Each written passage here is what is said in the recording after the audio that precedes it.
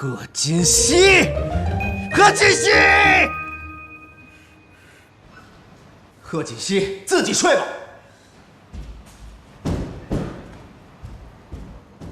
露露，我也只是提醒一下啊，没事的。那不早了，我先去休息了，你也早点休息。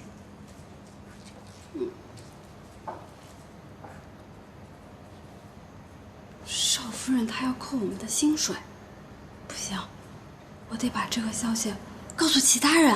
昨天晚上贺锦熙真的把西城给赶出去了？是，露露看见的，说少爷很生气，昨天睡在客房了。这个贺锦熙是越来越不像话了，你把他叫过来，我要问问他，到底想干什么？啊，是，老夫人，还有一件事儿，也是露露说的，说是少夫人怪他们几个下人卫生没搞干净，好像要扣他们的薪水。我还没死呢，这个家还轮不到他来做主。啊，是。妍希，你最近表现真的很好，你要加油哦。这样下去，用不了多久，我的愿望就会实现。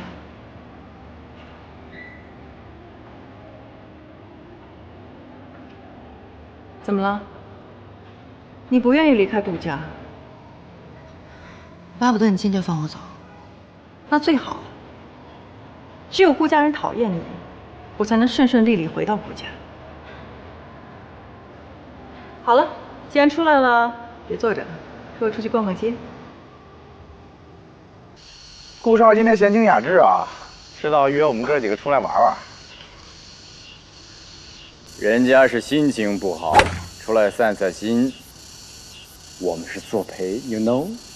顾少还有心情不好的时候。家事，家事。既然是家事，那就是床头吵架床尾和了。你们说，这女人真是说变就变，怎么这么难搞啊？而且越来越过分。顾少啊，事出常态必有妖啊。要是这种情况，你就要先想想自己有没有什么问题，你是不是做错什么，有没有惹到他。如果都不是，那你就要看他身边有没有什么奇怪的人了。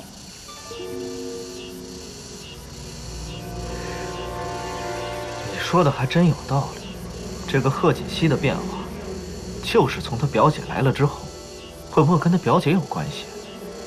对呀，他那表姐不是对你动过真心思吗？说不定这个事情就跟这件事有关。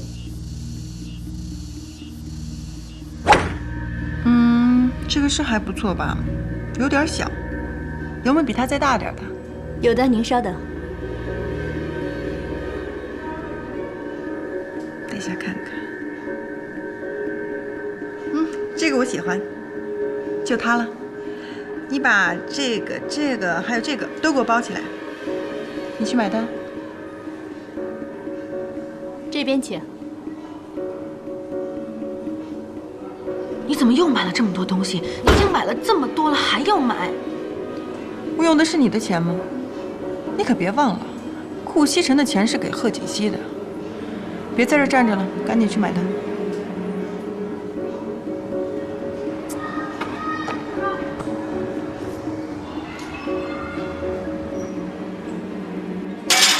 这个贺锦熙太不像话了，平时不见得花钱，一下子就刷了上百万。老方，他都买了什么了？啊，听银行张经理说，少夫人应该是买了一些奢侈品，所以刷了这么多钱。他到底想干什么呀？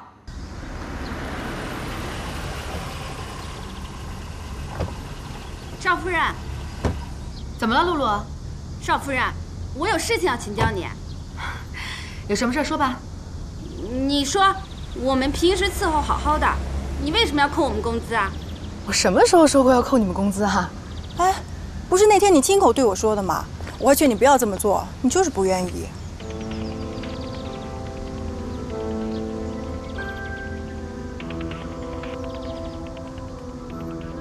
对，是我说的。你们工作做得不好，当然要扣工资了。我们哪里工作做得不好？如果说你硬是要无缘无故扣我们的工资的话，那我们集体就罢工，就是啊，对不对？不干了。能干就干，如果觉得不服的话，全给我收拾包袱走。少夫人，少夫人，哎，露露，哎，你们先过来，姐，听我把话说完好吗？这件事情是我表妹做的不对，我代她向你们道歉。你们放心，我一定不会让她扣你们工资的。苏小姐，你说话算不算数啊？你们放心，如果她一定要扣你们工资，那这个钱我自己补上。这真的？这啊，还有，我给大家买了一些小礼物，人人有份，一会儿到房间拿，好不好？谢谢苏小姐。谢谢苏小姐。哎，苏小姐，对，这样就好，还是苏小姐人比较好。还是苏小姐人好。嗯，你看看吧，越来越过分了。不但克扣人家的工资，还乱花钱，买了那么多的东西。我们顾家不差这点钱，可你也不能这么乱花呀。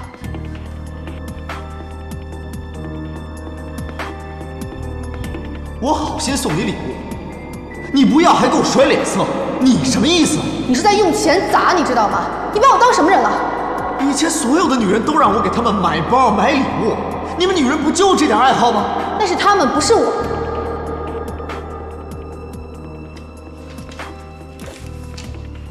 奶奶，您别生气，这件事儿先这么算了，您也别找锦溪，我会找她聊聊的。奶奶，您别生气，这件事儿先这么算了，您也别找锦溪，我会找她聊聊的。他都变成这样了，你还护着他呀？哎，不是这个意思。以我对她的了解，我相信她不是这样的人，这里面一定有隐情。好，好，好，你相信他，那咱们走着瞧。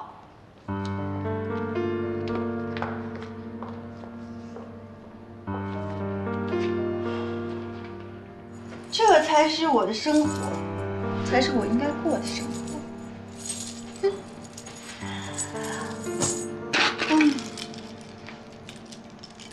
快了，快了！现在全家上上下下都开始讨厌苏妍希，就算你顾西城喜欢又怎么样？大家都讨厌他，慢慢的你也会讨厌他。到时候老太太站出来再替我说两句话，我就可以名正言顺的留在顾家，做堂堂正正的顾家少奶奶。哎呀，最近少夫人怎么总是对我们这么刻薄，还老骂我们呢？就是啊，以前不这样，最近怎么老这样？哎，还是她的小姐姐好。嘘，别说了，赶紧走。